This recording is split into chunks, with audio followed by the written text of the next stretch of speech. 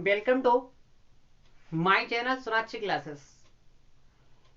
Starts today's physics lectures. तो students, आज के इस लेक्चर्स में हम फिजिक्स पार्ट 3 का ये लेक्चर्स है और इस लेक्चर्स को हम पढ़ने जा रहे हैं।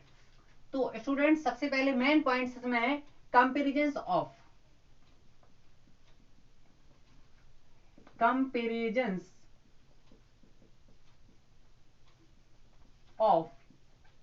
इलेक्ट्रिक फोर्स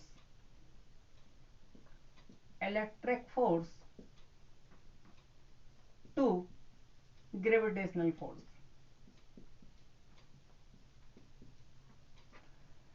तो स्टूडेंट, ध्यान रखना है कि इस लेक्चर्स में हम क्या करेंगे कि जो आपके पास स्थिर विद्युत आकर्षण बल है, दैट मीन्स जो आपके पास कूलाम सलाह से स्थिर विद्युत आकर्षण बल होता है और साथ में गुरुत्वाकर्षण बल, इन दोनों बलों में क्या भिन्नताएं हैं, मतलब क्या कंपेरिजन है। कंपेरिजन का मतलब दोनों की भी तुलना। तो सबसे पहला पॉइंट स्टूडेंट आप ध्यान रखेंगे, इस हेडिंग का हिंदी मतलब होता है कि विद्युत बल की गुरुत्वाकर्षण बल से तुलना। तो स्टूडेंट, आप इसका हिंदी मीनिंग जरूर लिख लें, विद्युत बल की गुरुत्वाकर्षण बल से तुलना। तो आखिर स्टूडेंट्स देखिएगा कि इन दोनों के बीच क्या तुलना होती है। तो सबसे पहला पॉइंट स्टूडेंट में आपके लिए आता है इसमें कि आखिर विद्युत बल गुरुत्वाकर्षण बल इन दोनों के बीच क्या तुलना है, यानी क्या कंपेरिजन है। तो पहला पॉइंट जो स्टूडेंट्स है, तो सबसे पहले आपको ध्यान रखना है कि जो विद्युत बल होता है वो आकर्षण भी होता है और प्रतिकर्षण भी होता है, जबकि गुरुत्वाकर्षण बल जो होते हैं वो केवल आकर्षण बल होते हैं। तो स्टूडेंट, सबसे पहले पॉइंट्स में आप लिख लीजिएगा कि विद्युत बल आकर्षण अथवा प्रतिकर्षण दोनों होते हैं, जबकि गुरुत्वाकर्षण बल केवल आकर्षण बल होते हैं। नेक्स्ट नंबर 2, यानी नंबर 2 का मतलब होता है सेकेंड पॉइंट्स, और सेकेंड पॉइंट्स का मतलब ये कि सेकेंड पॉइंट्स में यानी कि दूसरे नंबर पर क्या इसकी बीच तुलना है। तो दूसरा तुलना ये है कि साहब, सबसे पहली बात, जो विद्युत आकर्षण बल होते हैं और प्रतिकर्षण बल होते हैं, यानी कि जो विद्युत बल होता है ये माध्यम पर निर्भर करता है।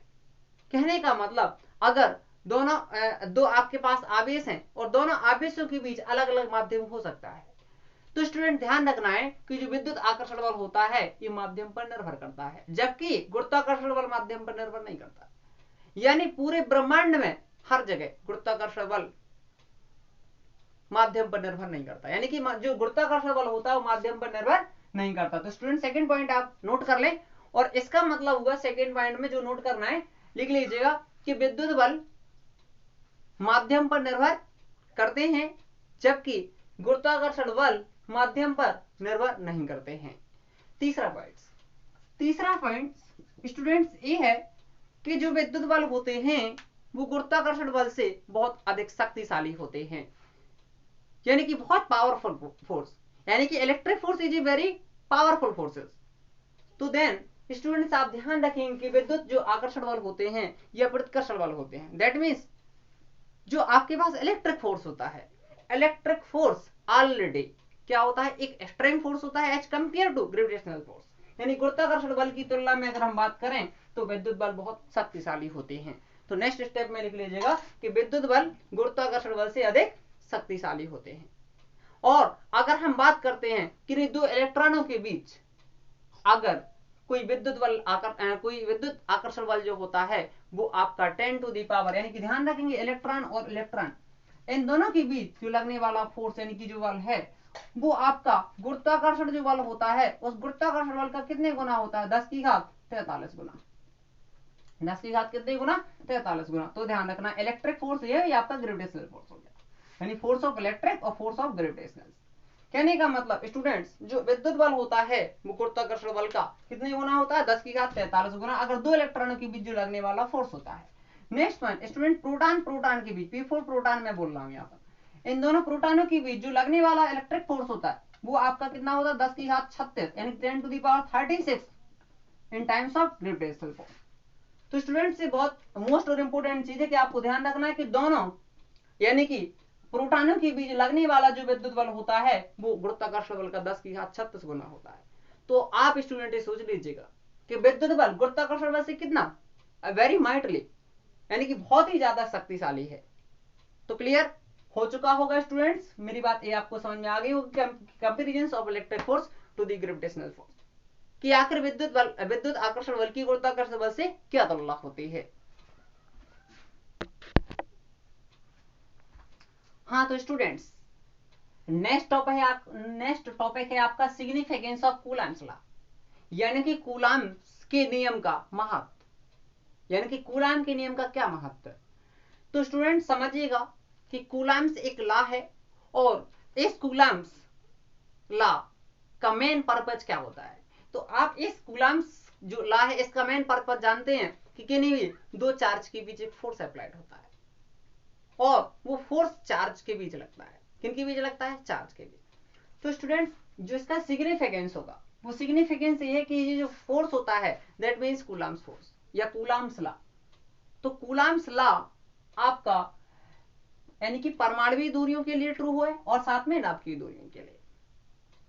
तो कहने का मीनिंग स्टूडेंट्स ये हुआ कि परमाणुवीय दूरियां जो होती हैं वो 10⁻⁻11 मीटर, यानी कि जो परमाणु होते हैं वो आपकी 10⁻⁻11 मीटर कोटि का क्या होता है? गोला होता है।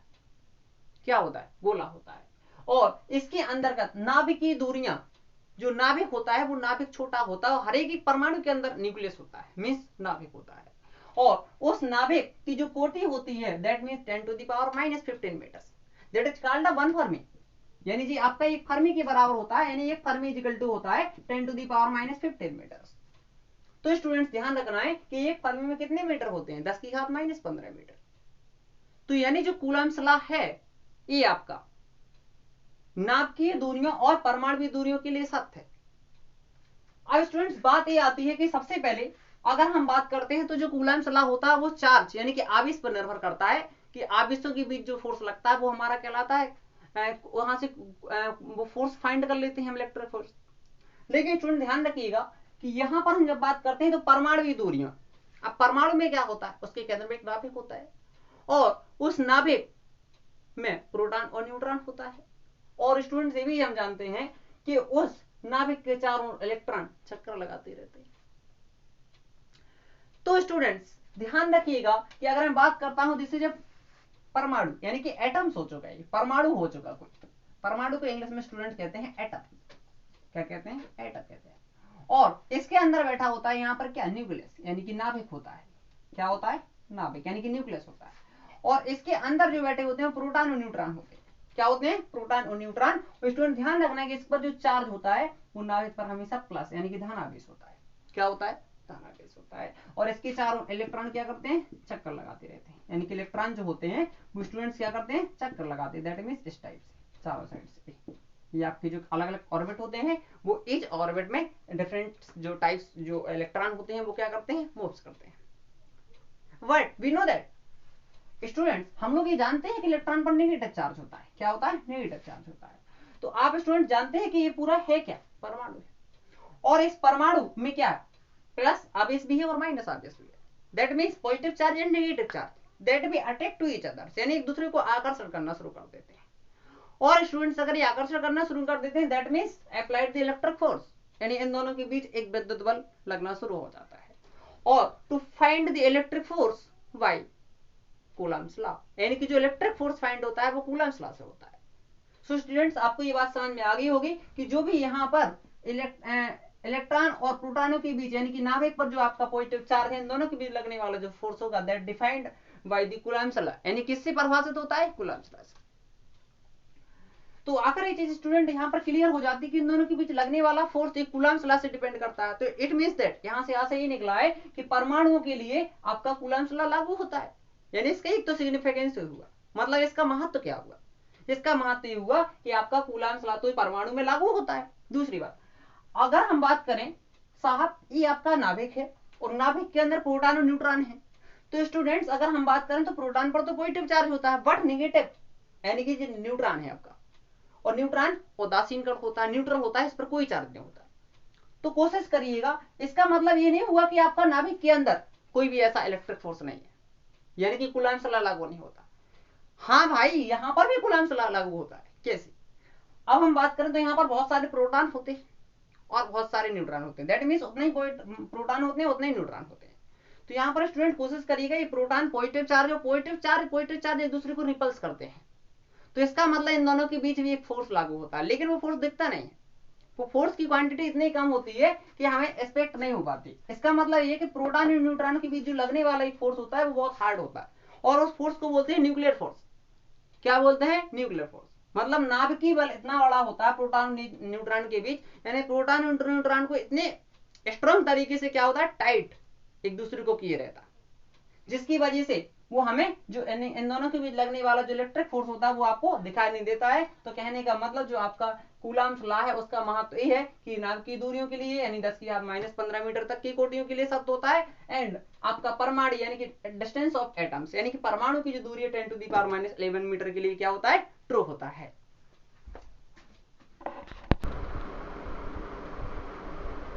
Next topic students, electric field and electric field lines means Hindi meaning, it is Hindi meaning noted down. Electric field का मतलब होता है कि विद्युत क्षेत्र और विद्युत बल रेखाएं। तो स्टूडेंट्स सबसे पहले समझते हैं कि इलेक्ट्रिक फील्ड होता क्या है। तो स्टूडेंट्स अगर कोई, जैसे मैंने चार्ज रख लिया, क्या रख लिया, चार्ज, और उसके आसपास कोई एक छोटा सा टेस्ट करने के लिए एक बहुत ही छोटा टेस्ट चार्ज यानी कि ना के बराबर एक चार्ज होता है, और उस चार्ज को अगर उस चार्ज के आसपास घुमाएं और वहां से हमें ये एहसास हो कि वो चार्ज उस चार्ज की ओर या तो अट्रैक्ट होगा या फिर रिपल्स, दैट मीन्स या हमें कहें कि जो फील्ड है उसके चारों ओर वो फील्ड हमारी एक इलेक्ट्रिक फील्ड प्रोड्यूस कर रहे हैं, दैट्स तब हम ये समझेंगे कि this field is known as electric field. कहने का मतलब ये हुआ कि स्टूडेंट्स मेरे पास कोई एक चार्ज प्लस क्यू है और इसके आसपास के एरिया मैंने एक दूसरा चार्ज क्यू नॉट ले लिया। क्यू नॉट का मतलब होता है एक टेस्ट चार्ज, जिससे हम टेस्ट करते हैं कि आकर दिस अराउंडेड द फील्ड्स यानी इसके चारों ओर एक फील्ड्स डेवलप होना के लिए, और उस फील्ड की चेकअप करने के लिए यानी कि इलेक्ट्रिक फील्ड के चेकअप करने के लिए हमें टेस्ट चार्ज लेना होता है, जिसको हम क्यू नॉट बोलते हैं, और ये ऑलवेज पॉजिटिव चार्ज ही लिया जाता है। क्या लिया जाता है स्टूडेंट? Positive charge. तो ध्यान दीजिएगा स्टूडेंट्स कि अगर हमने पॉजिटिव चार्ज लिया तो पक्का है कि यहाँ इन दोनों के बीच एक फोर्स एक्सपीरियंस होगा। क्या होगा? फोर्स एक्सपीरियंस होगा, दैट मीन्स ये फोर्स होगा, और यहाँ से हमें एहसास हो कि इस पर कोई फोर्स है। कहने का मतलब ये फोर्स या तो ये चार्ज इस पॉजिटिव चार्ज की ओर अट्रैक्ट हो रहा है या फिर रिपल्स हो रहा है। देन वी कैन से कि this field is a electric field, यानी कि ये फील्ड जो होगी वो हमारी एक इलेक्ट्रिक फील्ड होगी। तो स्टूडेंट्स आपको हिंदी में डेफिनेशन लिख लीजिएगा, मैं आपको बोल दे रहा हूँ, यानी कि आवेश अथवा आवेश समुदाय के चारों ओर का, यानी कि आवेश अथवा आवेश समुदाय के चारों ओर का वह क्षेत्र जिसमें किसी परीक्षण आवेश पर आकर्षण अथवा प्रतिकर्षण बल का अनुभव होता है, तो ऐसे क्षेत्र को हम विद्युत क्षेत्र कहते हैं, यानी कि इलेक्ट्रिक फील्ड कहते हैं। Next topic student, electric field lines. अब स्टूडेंट्स इलेक्ट्रिक फील्ड लाइंस हैं क्या? तो सबसे पहले स्टूडेंट्स आप ध्यान रखिएगा कि कोई भी इलेक्ट्रिक अगर हमें फील्ड का एक्सपीरियंस होता है तो पक्का है वो फील्ड जो होता है वो लाइंसों से मिलकर बना होता है, यानी जो इलेक्ट्रिक फील्ड हमें प्रोड्यूस होता है वो फील्ड आपकी इलेक्ट्रिक फील्ड लाइन से मिलकर बनी होती है, और वो इलेक्ट्रिक फील्ड लाइंस ऐसे होती हैं जैसे इस टाइप से आप ध्यान से देखें तो इलेक्ट्रिक फील्ड लाइंस होती है, और इलेक्ट्रिक फील्ड लाइंस यहाँ से बहुत सारी पास हो रहे हैं, दैट मीन्स इसका मतलब ये हुआ कि स्टूडेंट्स जी वाला जो फील्ड है वो अभी इलेक्ट्रिक फील्ड डेवलप है। तो स्टूडेंट्स हम लोग यहाँ पर एक बात समझ चुके हैं कि इलेक्ट्रिक फील्ड लाइंस का जो भी एक ग्रुप होता है उस ग्रुप को हम एक फील्ड कह सकते हैं, दैट मीन्स इलेक्ट्रिक फील्ड। कौन सा फील्ड स्टूडेंट? इलेक्ट्रिक फील्ड कहेंगे। तो सबसे पहले स्टूडेंट्स इस बात समझना होगी कि आखिर इन इलेक्ट्रिक फील्ड लाइंस का सिलसिला है क्या, या हमें चीज समझे कि इलेक्ट्रिक फील्ड लाइंस है क्या। तो सबसे पहले स्टूडेंट ध्यान रखना कि जो भी हमारे पास एक इलेक्ट्रिक फील्ड होती है वो हम इलेक्ट्रिक फील्ड पहले पढ़ चुके हैं। उस इलेक्ट्रिक फील्ड में एक इमेजिनरी यानी इमेज करने वाली कुछ लाइनें होती हैं। क्या होती हैं? लाइनें होती हैं। और वो लाइनें स्टूडेंट इस टाइप की होती हैं कि वो हमें दिखाई नहीं देती, मतलब इमेजनरी लाइन, दैट मीन्स काल्पनिक लाइन। वो काल्पनिक रेखाएं होती हैं जो उन पर अगर एक टेस्ट चार्ज रखा जाए, वो टेस्ट चार्ज जो होता है वो एक चलने की डायरेक्शन देती है, और वो टेस्ट चार्ज क्या होता है, एक फिक्स डायरेक्शन में चलना शुरू कर देता है। और जब वो एक फिक्स डायरेक्शन में चलना शुरू करेगा तो वहां से ये एहसास होता है कि electric field this direction to this direction, that means कि जो आपका विद्युत क्षेत्र है वो इस दिशा से इस दिशा में फ्लो हो रहा है। तो स्टूडेंट्स, सबसे पहले आपको ध्यान रखना पड़ेगा कि इलेक्ट्रिक फील्ड लाइंस जो होती हैं वो एक विद्युत बल रेखा होती हैं। तो इसका हिंदी मीनिंग हुआ विद्युत बल रेखाएं। और स्टूडेंट्स, विद्युत बल रेखाओं की आप डेफिनेशन लिख लीजिएगा, मैं स्पीच कर देता हूं। तो लिखिए, विद्युत बल रेखाएं विद्युत क्षेत्र में खींचा गया वह काल्पनिक तथा निष्कोण वक्र है जिस पर स्वतंत्र एकांक व पृथक्कृत धन आवेश चलता है। इस धन आवेश पर लगने वाले बल की दिशा विद्युत बल रेखाओं की दिशा को प्रदर्शित करती है। तो स्टूडेंट, ध्यान रखना है कि इलेक्ट्रिक फील्ड लाइंस यानी विद्युत बल रेखाएं वे रेखाएं होती हैं जो विद्युत क्षेत्र में खींचा गया काल्पनिक तथा निष्कोण वक्र होता है जिस पर स्वतंत्र एकांक व पृथक्कृत धन आवेश चलता है। और इस पर जो भी एक चार्ज होता है, उस चार्ज यानी उस आवेश पर लगने वाली जो दिशा होती है वो एक बल की दिशा होती है और उस विद्युत क्षेत्र की दिशा को प्रदर्शित करती है। तो नेक्स्ट टॉपिक स्टूडेंट, इससे पहले इसका थोड़ा सा डायग्राम समझते हैं। इसका डायग्राम है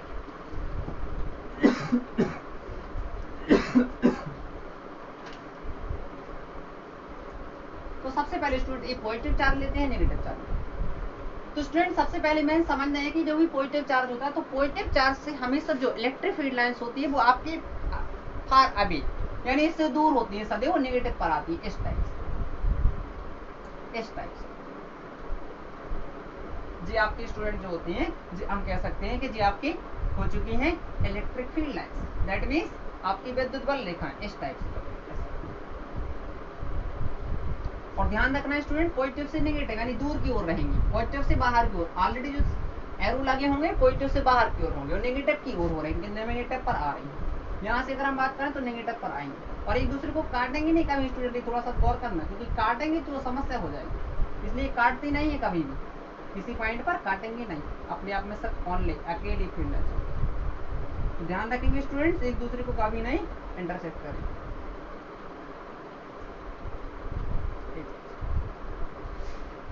तो इसी टाइप से स्टूडेंट्स अगर हम बात करें, देन आपका पॉजिटिव चार्ज जो होगा तो इससे इलेक्ट्रिक फील्ड लाइंस की डायरेक्शन अपवर्ड्स यानी कि बाहर की ओर, ये ध्यान रखना चाहिए। दूसरा स्टेप स्टूडेंट्स, अगर नेगेटिव चार्ज है, that means negative charge is associated on this points. अगर यहाँ पर आपका नेगेटिव चार्ज है, दैट मीन्स नेगेटिव चार्ज से जो इलेक्ट्रिक फील्ड लाइंस होती हैं इनवर्ड्स यानी कि अंदर की ओर होती है स्टूडेंट्स। किसकी ओर होती है? अंदर की ओर होती है। तो दैट मीन्स रिमेंबर फंडा, यानी इसका आता हुआ कि ये चीज जो है आपको बहुत अच्छे से समझना और इसको याद रखना है कि नेगेटिव जो चार्ज होता है दैट मीन्स जो इलेक्ट्रिक फील्ड लाइंस होती हैं वो क्या होती है, इस चार्ज साइड आती है, मतलब ऋण आवेश पर आती है और धन आवेश से दूर भागती है। क्लियर हो चुका? नेक्स्ट पॉइंट्स देखिए।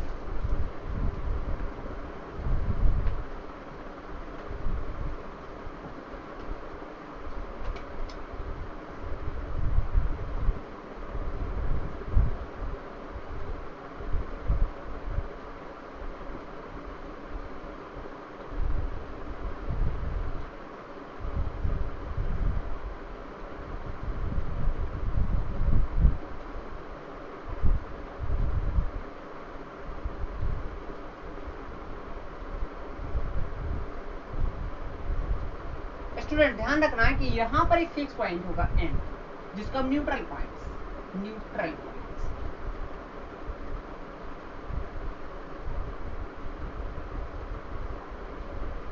हाँ साहब ध्यान दें। सबसे पहले आपको ध्यान रखना है यहाँ पर दोनों पॉजिटिव चार्ज और सेम, ये भी पॉजिटिव चार्ज ये भी पॉजिटिव चार्ज। तो आप स्टूडेंट जान चुके हैं पीछे कि जो भी पॉजिटिव चार्ज होता है तो उससे जो इलेक्ट्रिक फील्ड लाइंस होती है जस्ट फार अवे होती है, यानी इससे हमेशा दूर जाती है और इससे हमेशा दूर जाएंगे। तो स्टूडेंट्स में समझने वाली बात होगी क्या आकर ध्यान दें कि positive charge and a positive charge और positive charge and positive charge repels to each other, यानी एक दूसरे को हटाने की कोशिश करते हैं। दैट मीन्स जो इसकी इलेक्ट्रिक फील्ड लाइंस एंड इसकी electric field lines, both electric field lines एक दूसरे को हटाने की कोशिश करते हैं। मतलब देखो इसको हटा रही है, इसको हटा रही है, मतलब साथ में टकराने की कोशिश नहीं कर रहे, बिल्कुल ये इनका जो फिगर आएगा वो कुछ इस टाइप से, यानी कि एक दूसरे को हटाने की कोशिश करेंगे। तो स्टूडेंट्स क्या होगा, इन दोनों के बीच में एक पॉइंट्स होता है। स्टूडेंट्स एक ऐसा पॉइंट होता है कि यहाँ पर हम कोई भी चार्ज रखते हैं तो इस पॉइंट पर जो चार्ज रखते हैं ना, वो स्टूडेंट उस चार्ज पर कोई भी फोर्स नहीं लगता, यानी कि नो फोर्स अप्लाइड, यानी उस चार्ज पर कोई फोर्स नहीं लगेगा। अगर स्टूडेंट ऐसा होता है तो हम समझ जाते हैं कि ये पॉइंट ऐसा होता है कि जहां पर कोई चार्ज, यानी कि जो चार्ज रखे हो इस पर कोई बल ना लगे, यानी कि फोर्स एक्सपीरियंस ना हो। दैट मीन्स दिस पॉइंट्स, यानी कि स्टूडेंट अगर ये पॉइंट जो है, इस पॉइंट्स का नाम होगा न्यूट्रल पॉइंट्स। न्यूट्रल पॉइंट्स का मतलब हो गया उदासीन बिंदु। कौन सा बिंदु हो गया स्टूडेंट्स? उदासीन बिंदु। तो स्टूडेंट ध्यान रखना ये उदासीन बिंदु हो चुका है। और स्टूडेंट्स अगर वाई दफे आपको समझना है कि दूसरी बात, अगर ये जो यहाँ पर पॉइंट्स है और एन यहाँ पर कोई फोर्स नहीं लग रहा, दैट मीन्स उदासीन पॉइंट्स, यानी कि न्यूट्रल पॉइंट्स हो चुके। कल को अगर ये स्टूडेंट्स ये पॉजिटिव चार्ज तो होते, लेकिन ये डिफरेंट क्वांटिटी होती है कि इस साइड ज्यादा 3 प्लस करते हैं, इस साइड कुछ कम हो, तो ऐसे केस में आपका मिडिल पॉइंट्स नहीं होता है, यानी कि आपका मिड पॉइंट्स, यानी कि मध्य बिंदु आपका हो चुका है। क्या हो चुका है? मध्य बिंदु। इसमें मध्य बिंदु भी कह सकता हूँ, दैट मीन्स मिड पॉइंट्स, यानी कि यहाँ पर मैं लिख दे रहा हूँ मिड पॉइंट्स। तो मिड पॉइंट्स यानी कि जब भी सेम पॉइंट्स के पॉजिटिव चार्ज होते हैं तो वहां पर जो आपका इन दोनों के बीच जस्ट मिड पॉइंट्स पर जो पॉइंट होगा, that means called the neutral points. And अगर वाई दफे ये पॉजिटिव चार्ज सेम ना हो, यानी कि अलग अलग क्वांटिटी के हो, देन दिस केसेस, यानी कि इस केसेस में थोड़ा सा फंडा जो है हमारा सिस्टम चेंज हो जाएगा। तो स्टूडेंट आपको मैं यहाँ पर ध्यान दिला दे रहा हूँ, 3 प्लस ले लेता हूँ। तो यहाँ पर जो सिस्टम आएगा, तो मैंने वाई दफे यहाँ से दूसरी क्वांटिटी में थोड़ा सा समझने की कोशिश करते हैं स्टूडेंट्स कि यहाँ पर जो इसका जो थोड़ा सा सिस्टम बदलेगा वो थोड़ा अलग होगा। तो स्टूडेंट ध्यान रखिएगा, मैंने कहा यहाँ पर पहुंच गया यहाँ पर, तो मैंने कहा इस फर्स्ट वाले चार्ज से इसकी डिस्टेंस r1 है, इसकी डिस्टेंस r2। और कहने का मतलब यहाँ पर जो फोर्स है, नेट फोर्स है 0, यानी कि यहाँ पर कोई हमें फोर्स अप्लाइड नहीं होना चाहिए, यानी कि ऐसा कोई फोर्स जो है एक्सपीरियंस ना हो। तो ऐसा पॉइंट जो होता है उदासीन पॉइंट्स होता है, that means called neutral points. Okay, तो देन स्टूडेंट्स अगर हम बात करते हैं कि अगर मैंने डिफरेंट काइंड्स ऑफ चार्ज लिए हैं बट वी सेम साइन, लेकिन यहाँ पर स्टूडेंट्स अगर मैंने 3 प्लस लिया और यहाँ प्लस लिया, तो दैट आपको ध्यान रखना, मैंने सपोज कर लिया कि न्यूट्रल पॉइंट्स हियर, यानी कि एन पॉइंट पर न्यूट्रल पॉइंट्स हो चुका है। देन स्टूडेंट्स मैंने कहा कि it's distance r1 from first charge, यानी कि 3 प्लस से इसकी डिस्टेंस r1 एंड दूसरी वाले चार्ज से मैंने डिस्टेंस r2 ले ली। तो स्टूडेंट्स यहाँ पर नेट फोर्स क्या होना चाहिए? 0। तो इन दोनों के बीच, यानी एक चार्ज अगर ले लेते हैं यहाँ पर Q, तो इन दोनों चार्जों के बीच लगने वाला फोर्स, यानी कि Coulomb's law, that means Coulomb's law क्या होने वाला, 1/4 पाई एप्सिलॉन नॉट। तो यहाँ पर मैंने Q नॉट ले लिया, एक चार्ज मान लीजिए का आवेश Q नॉट रखा, तो यहाँ पर आवेश 3 प्लस था, 3 प्लस को हम यहाँ पर 3 प्लस कोई चार्ज मान के चलेंगे, 3 plus into Q naught by r1 square. इसी टाइप से यहाँ पर इन दोनों के बीच लगने वाला फोर्स तो कुछ इस टाइप से होगा स्टूडेंट, 1/4 पाई एप्सिलॉन नॉट। और यहाँ पर होने वाला स्टूडेंट्स मैं यहाँ पर बात करूंगा प्लस, और यहाँ पर स्टूडेंट्स में बात करूंगा Q नॉट बाई r2। तो स्टूडेंट्स ध्यान रखेंगे सब चीजें कैंसिल हो जाएंगी। क्या हो जाएंगे स्टूडेंट्स? कैंसिल हो जाएंगे। तो आपको मिलने वाला 3/r1 square, that means 1/r2। तो स्टूडेंट्स यहाँ पर जो रिलेशन, हालांकि स्टूडेंट्स ये भी बात ध्यान रख सकते हैं कि यहाँ पर चार्ज को हम डिफरेंट भी बनाना चाहें तो रख सकते हैं। दैट मीन्स यहाँ पर मैं Q1 कर दूं, यहाँ पर Q2 कर दूं, तो सबसे बेटर आपको समझ में आ जाएगा कि इस चार्ज का नाम मैंने Q1 रखा और इस चार्ज का नाम मैंने यहाँ पर Q2 रखा।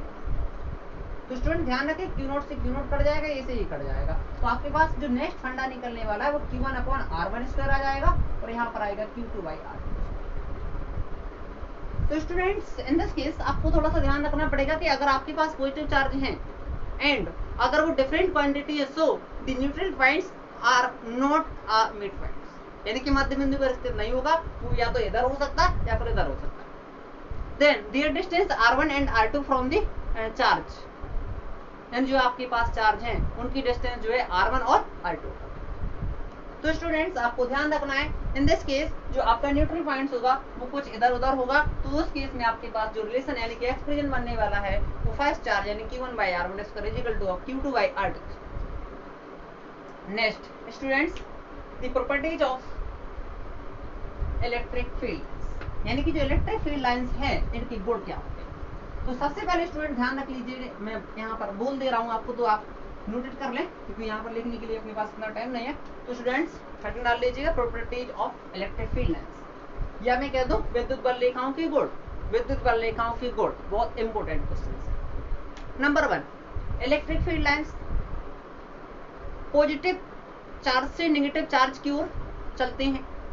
पहले नंबर में लिख लीजिएगा, electric field lines positive charge से नेगेटिव चार्ज की ओर चलते हैं। दूसरा पॉइंट लिख लीजिएगा, electric field lines do not intersect to each other, मतलब एक कभी भी एक दूसरे को नहीं काटते। तो लिख लीजिएगा, विद्युत बल रेखाएं कभी भी एक दूसरे को नहीं काटते। विद्युत बल रेखाएं एक दूसरे को कभी भी नहीं काटते, क्योंकि उस दशा में कटान बिंदु पर दो स्पर्श रेखाएं खींची जा सकती हैं, जो कि असंभव है। तीसरा पॉइंट स्टूडेंट लिख लीजिएगा,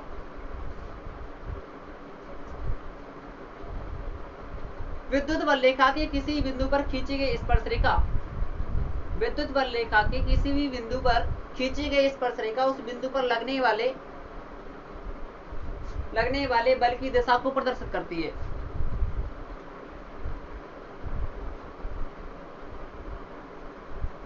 हाँ स्टूडेंट्स, नेक्स्ट टॉपिक,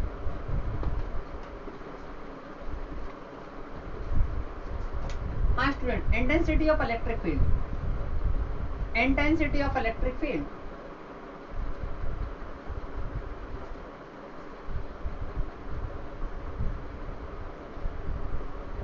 तो student intensity of electric field, intensity का मतलब स्टूडेंट आप जानते हैं, जैसे आपका सबसे सुटेबल एग्जाम्पल,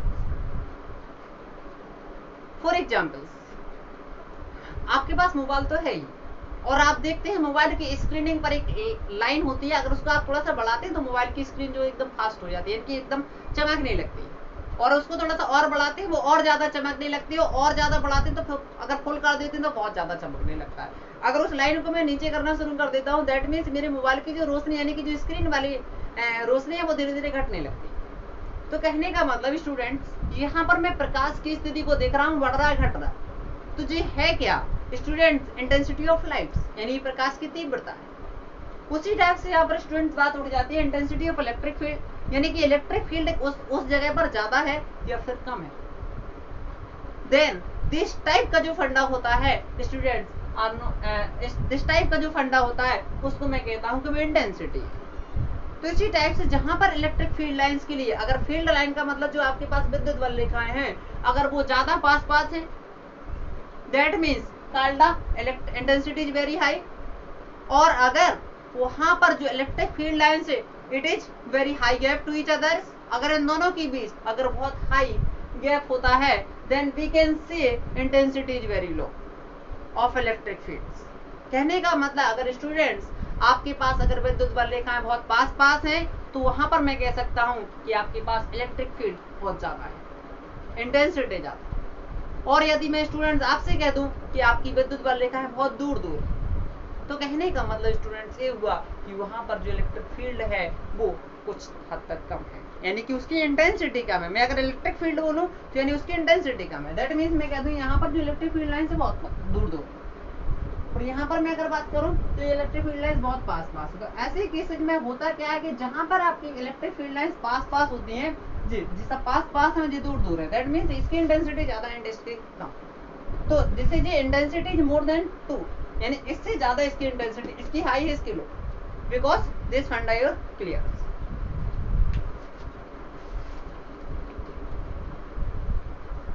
तो स्टूडेंट्स होता क्या, इलेक्ट्रिक फील्ड में अगर मैं कोई चार्ज ले लो, और आपको मैं बता चुका हूं कि जब भी कोई इलेक्ट्रिक फील्ड लेते वहां पर चार्ज करने के लिए एक, यानी कि टेस्ट करने के लिए एक टेस्ट चार्ज लेते हैं, दैट मीन्स क्यू नॉट, यानी कि वो चार्ज होता क्या है, हियर क्यू नॉट हमने टेक अबाउट।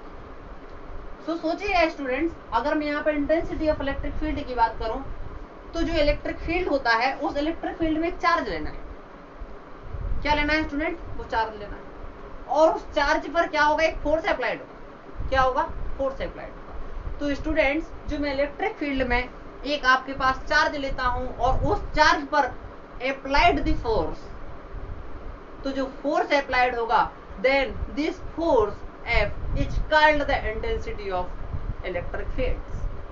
यानी कहने का मतलब स्टूडेंट्स ये हुआ कि अगर मेरे पास कोई इलेक्ट्रिक फील्ड है और उस इलेक्ट्रिक फील्ड में अगर Q नॉट यानी उस एक कोई चार्ज रखा है तो उस चार्ज पर एक फोर्स अप्लाइड, और इस टाइप का जो फोर्स अप्लाइड होगा उस फोर्स को मैं बोलूंगा intensity of the electric field, यानी उस इलेक्ट्रिक फील्ड की इंटेंसिटी। या मैं सीधा सा एग्जांपल आपसे बोल दूं कि अगर स्टूडेंट्स यहाँ पर बात करता हूँ E equal to F upon Q naught, यानी कहने का मतलब आपको डेफिनेशन याद रखना है, अगर मैं Q नॉट की वैल्यू 1 कर दूं दैट मीन्स अगर यूनिट चार्ज पर जो फोर्स एक्सपीरियंस होता है या यूनिट फोर्स अप्लाइड दी यूनिट चार्ज पर जो फोर्स अप्लाइड होता है या force applied the unit charge the equal two of intensity of electric field, यानी कि जो आपका जो फोर्स है, फोर्स जो होगा अगर इलेक्ट्रिक फील्ड के इक्वल हो जाए that means Q naught equal to 1, यानी Q नॉट अपने आप में अगर 1 है तो वहां पर जो इंटेंसिटी होगी वो इलेक्ट्रिक फील्ड। नंबर 1 स्टूडेंट्स, अभी आपको ध्यान रखना है यहाँ पर, अब मैं इसकी बात कर दूं मात्रक यानी यूनिट, इसका यूनिट होता क्या, तो इसका यूनिट जो होता है स्टूडेंट वो ऐसा यूनिट, थोड़ा सा ध्यान रखना कि होता क्या है, न्यूटन पर कूलम, न्यूटन पर कूलम, क्योंकि चार्ज का यूनिट जो होता है कूलम होता है और फोर्स का होता है न्यूटन, तो न्यूटन अपॉन कूलम यानी न्यूटन पर कूलम। दूसरा case is dimension formula. Student dimension formula का मतलब लिख लेना, यहाँ पर फॉर्मूला लिखा है। डायमेंशनल फॉर्मूला क्या होता है, यानी बीमीय सूत्र पढ़ा होगा 11th क्लास में स्टूडेंट, तो ध्यान रखना है बहुत अच्छे से बीमीय सूत्र होता क्या। तो सबसे पहली बात बीमीय सूत्र क्या चीज है। अब बीमीय सूत्र यहाँ पर स्टूडेंट अगर हम बात करते हैं तो बीमीय सूत्र निकालने का मैटर आपको आ गया होगा कि यहाँ पर जो फॉर्मूला होता है उसी से निकल आता है बड़े आसानी से। तो हम निकालेंगे इसका बीमीय सूत्र, तो यहाँ पर क्या फोर्स, और फोर्स यानी फोर्स मतलब बल, बल की जो बीमा होती है आपको स्टूडेंट याद होना चाहिए MLT माइनस 2, क्या होता है MLT माइनस 2, एंड इट्स यहाँ पर जो चार्ज है तो इस चार्ज की जो डायमेंशन होती है वो आपकी 80 होती है स्टूडेंट्स, क्या होती है स्टूडेंट्स 80 होती है। देन वी आर सॉल्विंग, तो हम लोग इसको सॉल्व करेंगे तो आपके पास यहाँ पर बचेगा m, इसके बाद l आएगा स्टूडेंट्स ml, और यहाँ पर e बचेगा तो e को मैं ऊपर ट्रांसफर करूंगा दैट मीन्स a माइनस 1, और t ऊपर जाएगा तो -2 में t माइनस 1 और होगा that means -1, that is ml a minus 1 t minus 3। This is a dimension formula of electric field या intensity of electric field, यानी कि जो आपका इंटेंसिटी होता है उसी को इंटेंसिटी कहते हैं। इंटेंसिटी का मतलब आपको समझ में आ ही चुका है स्टूडेंट, उसकी जो बीमा होती है वो ये होती है। तो आप इसको कोशिश कर ले और इसको तैयार कर ले अच्छी तरीके से। Next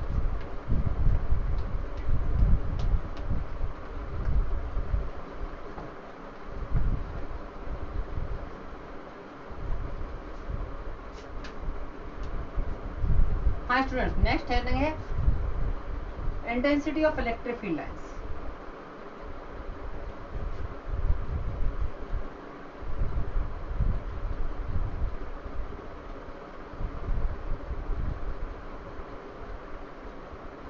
intensity of electric field,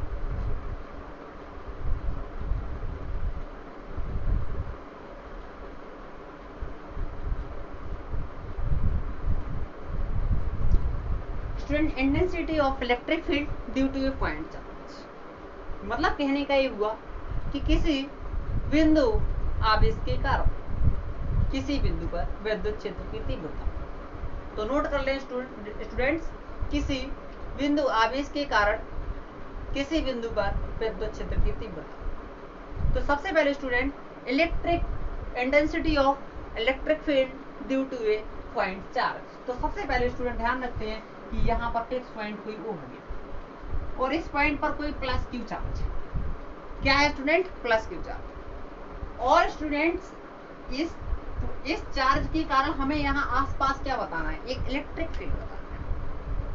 क्या बताना है स्टूडेंट इलेक्ट्रिक फील्ड, और इलेक्ट्रिक फील्ड की वही होती है इंटेंसिटी। तो मैंने कहा स्टूडेंट यहाँ पर P पॉइंट पर मेरे को क्या बताना है, इंटेंसिटी ऑफ इलेक्ट्रिक फील्ड बताना। तो आई थिंक यहाँ पर जो पॉइंट P है इसकी डिस्टेंस तो स्टूडेंट यहाँ से यहाँ तक की कुछ होगी, तो मैंने इस स्टूडेंट यहाँ इस डिस्टेंस को R बोल दिया। और सोचेगा स्टूडेंट्स कि अगर R बोल दिया तो यहाँ पर इस पर इंटेंसिटी बताना, तो इंटेंसिटी मतलब एक इलेक्ट्रिक फील्ड को प्रोड्यूस, इलेक्ट्रिक फील्ड को अंडरस्टैंड करने के लिए हम एक टेस्ट चार्ज लेते हैं। क्या लेते हैं स्टूडेंट्स, एक टेस्ट चार्ज। मैंने एक टेस्ट चार्ज क्यों, तो स्टूडेंट्स आपको एक बात तुरंत समझ में आ चुकी होगी कि here Q plus Q charge and here plus Q not charge, so the plus Q and plus Q not the between force, तो दोनों के बीच जो लगने वाला एक इलेक्ट्रिक फोर्स होगा bye given Coulomb's law, so 4 pi epsilon not. और in this medium यानी कि जहां पर ये दोनों चार्ज रखे हैं स्टूडेंट कोई ना कोई माध्यम होगा, और उस माध्यम का मैंने डाई इलेक्ट्रिक कांस्टेंट क्या बोल दिया, के बोल दिया। तो सबसे पहले स्टूडेंट यहाँ पर लिखना पड़ेगा आपको भाषा में, क्या लिखना पड़ेगा, late plus Q be the charge lie on the point Q, on the point O, and plus Q naught with the test charge, यानी स्टूडेंट क्या है, कोई टेस्ट चार्ज है, and distance between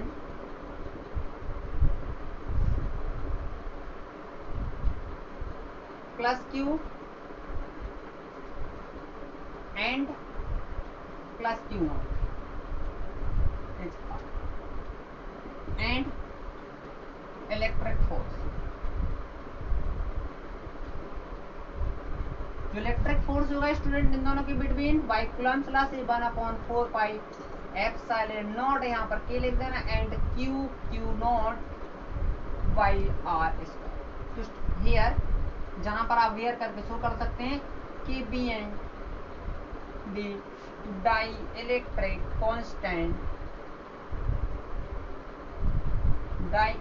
constant of the medium.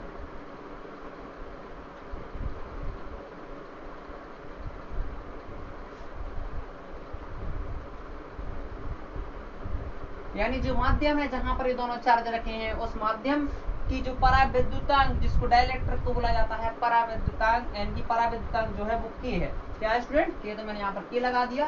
अब मेरे को यहाँ पर पी पॉइंट पर स्टूडेंट बताना है इंटेंसिटी ऑफ इलेक्ट्रिक फील्ड। तो स्टूडेंट मैं definition of electric field intensity से मैं पढ़ के आया हूँ कि E = F/Q0, यानी परिभाषा होती है जो आपने पीछे पढ़ लिया है, इसको तो ध्यान रखेंगे।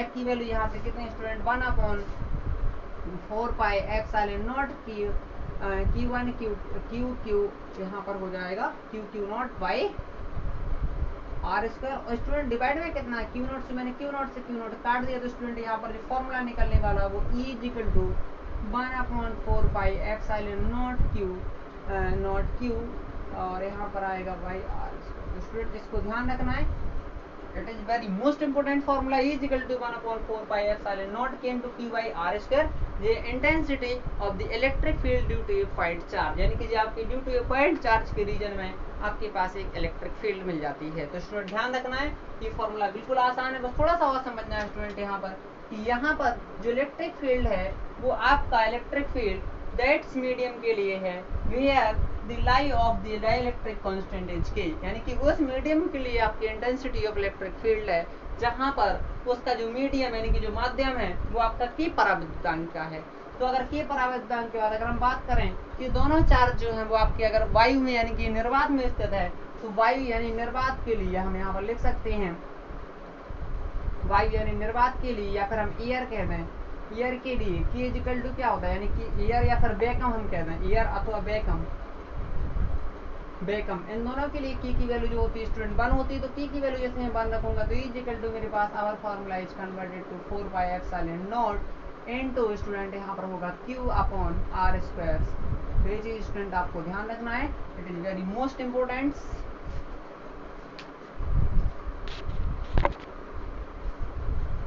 और अगर स्टूडेंट्स अगर आपको ये वीडियो लेक्चर समझ में आया हो तो please like share and comment करना ना भूलें, और नेक्स्ट वीडियो तक के लिए आपको थैंक यू वेरी मच।